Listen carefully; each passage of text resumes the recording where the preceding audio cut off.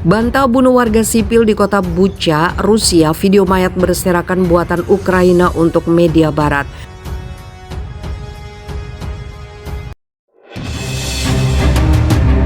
Hurrah!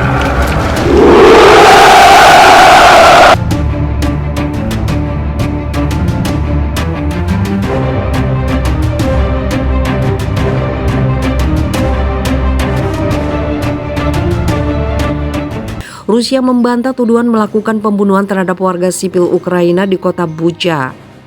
Kementerian Pertahanan Rusia melalui keterangan resminya menyatakan video dan foto yang menunjukkan adanya mayat berserakan di kota tersebut merupakan aksi provokasi tentara Ukraina.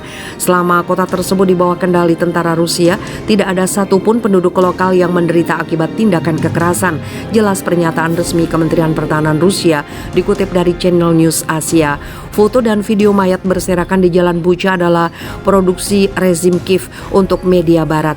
Sementara itu, wali kota Bucha menyatakan 300 warga telah dibunuh oleh tentara Rusia. Disebut-sebut 57 orang ditemukan di kuburan massal buatan Rusia. Beberapa mayat disembunyikan di dalam kantong mayat, sementara yang lainnya mengenakan pakaian sipil. Saat bombardir Ukraina, Rusia kirim pesawat pembawa bom nuklir ke langit Uni Eropa. Dua pesawat pengebom yang dipersenjatai dengan hulu ledak nuklir milik Rusia diketahui telah memasuki ruang udara Uni Eropa. Manuver Moskow terjadi awal bulan ini atau saat militer Moskow sibuk membombardir Ukraina, namun baru diungkap media Eropa sekarang. Beberapa media Swedia pada Kamis melaporkan total ada 4 pesawat perang militer Presiden Vladimir Putin yang menukik di atas Baltik menuju Pulau Gotland di Laut Baltik. TV4, Expression, dan Aftonbladet semuanya melaporkan formasi tersebut termasuk 2 pesawat pengebom Sukhoi Su-24 dan 2 pesawat tempur Sukhoi Su-27. Kedua pesawat pengebom benar-benar dipersenjatai dengan hulu ledak nuklir. Pesawat itu lepas landas dari pangkalan udara Rusia di daerah kantong Kaliningrad pada 2 Maret. Swedia mengkonfirmasi instruksi ke wilayah udaranya telah terjadi awal bulan ini, tetapi pengungkapan bahwa pesawat pengebom Rusia dipersenjatai dengan hulu ledak nuklir baru muncul sekarang.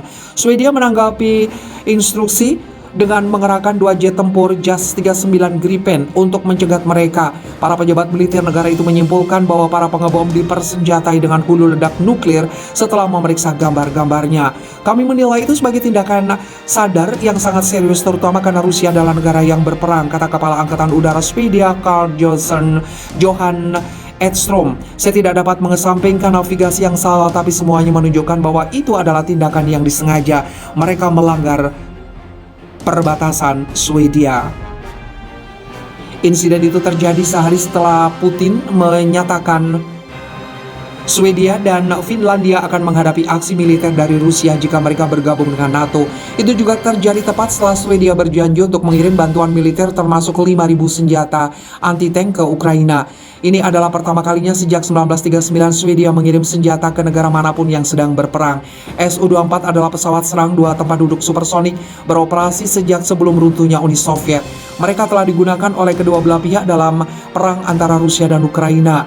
Menurut Bulletin of the Atomic Scientists, Rusia diketahui memiliki setidaknya 500 senjata nuklir yang ditujukan untuk digunakan oleh pesawat pengebom mereka.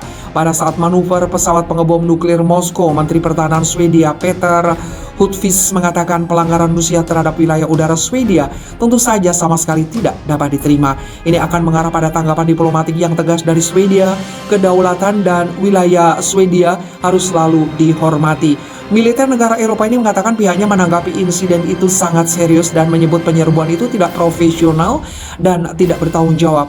Jörgen Elving, mantan Letnan Kolonel Swedia, mengatakan kepada Aftonbladet bahwa insiden itu menimbulkan pertanyaan apakah Swedia harus berada di NATO. Zelensky sebut Mariupol dihancurkan Rusia sebrutal Aleppo. Emir Qatar beri singgungan menohok soal Israel-Palestina.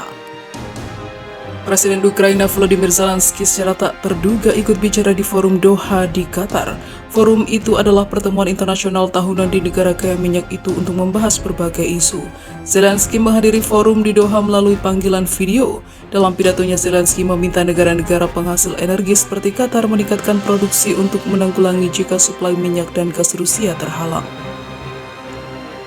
Masa depan Eropa bergantung pada usaha Anda. Saya meminta Anda untuk meningkatkan produksi energi agar Rusia mengerti bahwa tak ada negara yang bisa menggunakan energi sebagai senjata dan memeras dunia, kata Zelensky, dikutip dari Associated Press. Kepada hadirin, Zelensky juga mengumpamakan kehancuran dan penderitaan Ukraina seperti Suriah. Ia mengumpamakan tindakan Rusia yang membombardir Mariupol seperti aksi Rusia dan rezim Bashar al-Assad yang membombardir Aleppo, ungkapnya. Mariupol sendiri dikepung Rusia sejak awal invasi. Militer Rusia terus membombardir kota di provinsi Donetsk itu hingga menyebabkan krisis. Lihatlah Mariupol kami, inilah yang telah kita lihat di Aleppo, reruntuhan, rasa sakit, kehancuran manusia, kata Zelensky. Sebanyak 90% bangunan di Mariupol hancur, ribuan mati, namun Rusia tak kunjung menerima hukuman yang nyata dari dunia untuk ini, ungkap Zelensky. Selanjutnya, Presiden Ukraina juga meminta solidaritas negara-negara Timur Tengah dengan menyinggung hubungan dengan Ukraina. Gandum Ukraina sendiri selama ini penting untuk memenuhi kebutuhan impor negara-negara Timur Tengah seperti Mesir, ungkapnya. Sementara itu, dari pihak tuan rumah, sembari menekankan solidaritas menentang agresi Emir Qatar, Sheikh Tamim bin Hamad Al Thani menegaskan, solidaritas harus dipertahankan kepada warga Palestina yang diagresi Israel. Pernyataan Sheikh Tamim itu seiring pengakuan hubungan diplomasi dengan Israel oleh negara-negara Arab seperti Uni Emirat Arab dan juga Bahrain sejak tahun 2020 lalu. Sembari menekankan solidaritas, saya ingin mengingatkan tentang nasib jutaan warga Palestina yang menderita dari pendudukan Israel dan pengabaian internasional selama 7 dekade lebih, kata Sheikh Tamim. Serupa dengan itu, ada banyak rakyat lain yang seperti rakyat Suriah dan Afghanistan yang mana gagal diberi keadilan oleh komunitas internasional, lanjutnya.